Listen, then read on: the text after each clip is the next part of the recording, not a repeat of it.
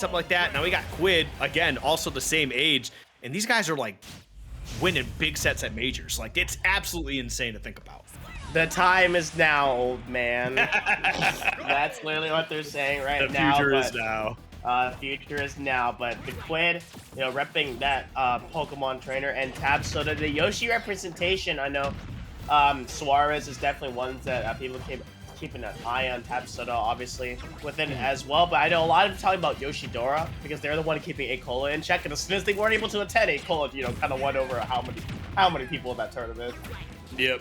But okay, outside of that though, Yoshi is kind of touching on what you said. Yoshi is kind of like a weird meta check for like a lot of characters. Like, remember like before quarantine, how Meister with Game & Watch was basically like he was just like a weird anti-meta character and just bodied so many of the top tiers. That's kind of, I feel like that's what Yoshi is starting to fall into. I mean, unless you're a Swordy, but Yoshi's kind of starting to fill that void. No, I get that, and my goodness, Yoshi's kind of in those, like, because, like, if you don't hit their shield correctly, boom, and their added shield is free, they can't get shield poke at all due to them only having that kind of shield properties. But Quidd and TabSoda are really fighting each other left and right. Finally, the grab does land, but the back throw going to be used instead. I don't think was, you know, couldn't get the kill through with the up throw and trying to get it downwards, but TabSoda and Quidd are really swinging at each other right now. Oh, jeez. Okay, yeah, these guys are just absolutely throwing out, but there is the up air. Yep, gonna be able to take out that stock. Beautifully played. And yeah, TabSoda now taking a nice strong lead, 141. And this is where things get a little bit interesting as well, right? Is like when you throw Yoshi out, you're gonna be looking to try and get that that edge guard, right? However, with Yoshi's double jump armor, he can go through quite a bit. I don't know if he goes through Ivysaur down air exactly, but it definitely is a strong option to trying to get back to stage. I believe it. I believe it. Yoshi go through taxes. Yoshi goes, you know, that's why they're gonna run away from the, you know, the tax collectors. But the final, the F2 will surely land, securing that stock outwards. And I think it's crazy now thinking about it, how Yoshi, if they were a Pokemon, they would be a Dragon type before Charizard is. I'm just thinking about that. Well, you know, Dragon type wasn't around in Gen 1, and for whatever reason, they just never. I mean, if you think about it, Fire Dragon would have been really, really, really strong. Yeah. So I get it. But either way, though, kind of moving forward here, we do see all of a sudden Quidd start to really figure out exactly how this Yoshi's grooving. I mean, we started off with that huge stock lead for TabSoda, right? Getting a big play on the Charizard. But, you know, every once in a while, this Ivysaur comes out and it just starts to really slow down again. Like, the Quidd's Ivysaur is like the San Antonio Spurs, right? You know it's good, you know the fundamentals are strong, and it's gonna slow down the game. You have to play at their pace. Oh, goodness. Man, I mean, you're staying true to that one, Quidd, adapting so fast on there. I think what's really cool about seeing top players adapt is that, you know, most players, they adapt after a game. Quidd just needed to stop in order to really catch on to what TabSoda was doing, and just really phenomenal stuff happening there. My goodness. That fair out of disadvantage. It's a try and true thing. Sometimes you just gotta spike them to get out of that situation.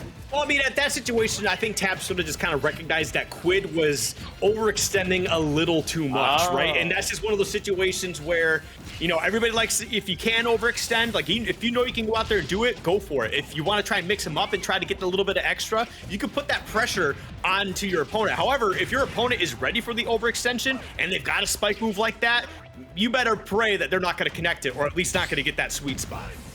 No, exactly. Gotta keep them there, and really good stuff though. But Quidd able to keep that lead relatively going, 121 plus on TabSoda's end, and getting thrown off stage. And Quidd just kind of controlling this match super well, throwing out the projectiles, kind of keeping there, and great, finally able to scare it out there with the double up. My goodness. Yep, the down air on drop through the platform up air. That's kind of a, I feel like that's been like a day one thing for Ivysaur. I mean, I know PT mains don't like to actually grind this game out and lab things. I remember when they figured out what down throw Vine Whip worked after like 2 years. I don't know.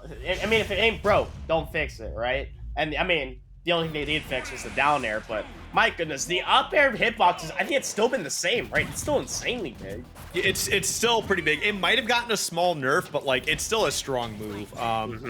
Either way, game 2 now, we're gonna have to see if TabSoda can find a way to keep that spark they had in game 1 and try to be a bit more consistent with it, because that game, you know, it did go down to the final stock. It's just fortunately had to deal with Ivysaur at the end. Yep, the Ivysaur incident, right? Sometimes you all gotta deal with that one, and TabSoda got the full front of it, but like you said earlier, now kind of keeping a full up to pace, really good stuff, but now we're back onto the Quidd Ivysaur, the tried and true famous one. And then again, like Ivysaur is just one of those characters. It's just like it's a momentum check, pretty much. Like, can you keep this energy going, right? Because Ivysaur's got so many tools. You know, we talk about the aerials, we talk about the Razor Leaf, right? And he like once Ivysaur gets going, right? Because you're on the back foot all of a sudden. It's can you get out of this disadvantage, right? Because if you're off stage, you're potentially seeing a down air, or in that scenario, you're seeing the up air, right? So there's just a lot of spots that can really catch you off guard if you're not careful around Ivysaur. But we do see TabSoda answering back there really strong. And look at this, toot stocks. There was no percentage, but I mean, we'll see if they can try to find a way to even this up again.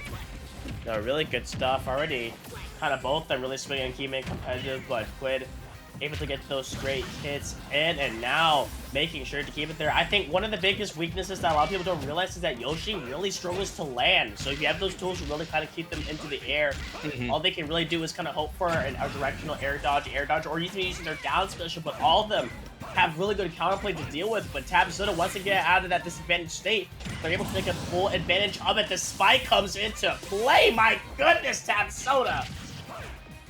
Yep, TabSoda, again, that's the big play you're talking about. But that's also another thing I feel like a lot of Yoshis like to throw out at least once a set, you know? They hit you with something that just puts you off stage, but they get that run off forward air because you're too big, like you're sleeping. You're like, oh, they're not gonna come out because I didn't go out far enough. Nah, Yoshi likes this play.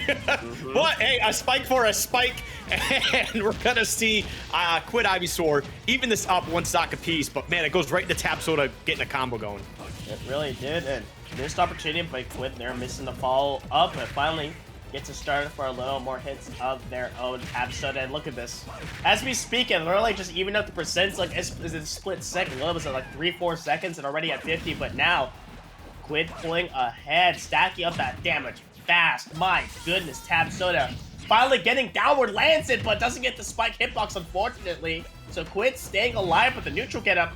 Get stifled out there, and my goodness, you got scared too for flinching. That's gonna be it. Yep. Yeah, definitely a tough spot, but that's what I like to see from TabSoda. And not even just that, but like you put Quidd in a position where they had to switch to Ivysaur, right? Or not Ivysaur, excuse me, Charizard. And while Charizard, you know, does have some good moves, you know, does have the additional jump, the armor on the fly, right? You're still a big body, and you're still a little bit slower in the air, so you kind of get bullied just a little bit more. And it looks like TabSoda, as soon as they recognized that was the situation, they went out there, they tried to make sure that they could eliminate every possible resource that Quidd had, and I think that's what led to that Game 2 W. Oh, goodness, and oh, that was just great. Like, it really seemed like Quidd was able to pull ahead at the end, but TabSoda really showing what this Yoshi can do. Phenomenal things being played right now, and hopping into game number 3, the final one in this set. Yep. And we'll see how this plays out. Gonna be going to Battlefield here. We got the Airman stage. All right, I like the Mega Man music. I do. Yeah, so like, what do you think that TabSoda needs to be doing here to try and make sure that they can secure that W again for, you know, game 3? You're really gonna have to be careful with the Squirtle on Quidd's end. It's one of the most trickiest characters to hit, and honestly, you just have to respect that. Kind of getting that free. You have to force Quidd to approach and then nair at a shield in order to get those off there, or get the ledge traps. They've been really strong. Once Ivysaur comes out, TabSoda has a fighting chance, which unfortunately, you know, is a double-edged sword because Ivysaur on Quidd's end is super duper strong. And the thing is, I think that's something that TabSoda did really well in that first game, right? It's not even just like eliminating Squirtle, like trying to put pressure on there, but like Quidd's also been kind of reliant on getting to Ivysaur or Charizard a bit faster, and I think that's definitely been a huge boost for TabSoda. But obviously, we see that Ivysaur able to eliminate that first stock. I mean, gonna be trying to get some extra credit here, but TabSoda's trying to fight back as best as possible. Oh my goodness, that's a lot of damage.